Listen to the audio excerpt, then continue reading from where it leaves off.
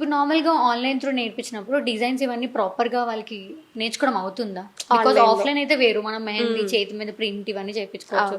But through online అంటే చాలా అంటే ఉంటాయి, స్ట్రగుల్స్ ఉంటాయి ఆబ్వియస్లీ, డిజైన్ చూపించడం కానీ the way of art. So మీరు అవన్నీ ఎలా బ్యాలెన్స్ చేస్తారు? ఫస్ట్ థింగ్ ఏంటంటే మీరు అన్నట్టుగానే ఆఫ్లైన్ వేరు, ఆన్లైన్ వేరు. ఆఫ్లైన్లో అయితే ఒక స్పెసిఫిక్ ఏరియాలో కూర్చుంటాం, మనల్ని చూస్తూ ఉంటారు కాబట్టి ఆ అటెన్షన్ అనేది వాళ్ళు ఫీల్ అవుతారు. సో వాళ్ళు ఈజీగా చేసేస్తారు. ఆన్లైన్ వచ్చేసరికి వాళ్ళు ఇంట్లో ఏ పనులు చేసుకుంటారో మనకు తెలీదు, అవి చేసుకుంటూ క్లాస్ కూడా వినే ఛాన్స్ ఉంది. సో ఆ ప్రాసెస్లో ఏమవుతుంది, వాళ్ళు సరిగ్గా వినలేరు. ఓకే, సో అట్లాంటి టైంలో నేనేం చేస్తానంటే నేను ఇక్కడ ఒకటి ఫాలో అవుతాను స్టూడెంట్స్ అందరి కోసం.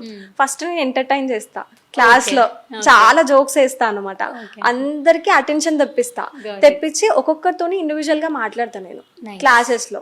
మనకి 2 hours క్లాస్ ఉంటే ఆ 2 hours లో కూడా నేను ప్రతి ఒక్కరితోని కమ్యూనికేట్ అవ్వడానికి ట్రై చేస్తాను నేను క్లాస్ లో.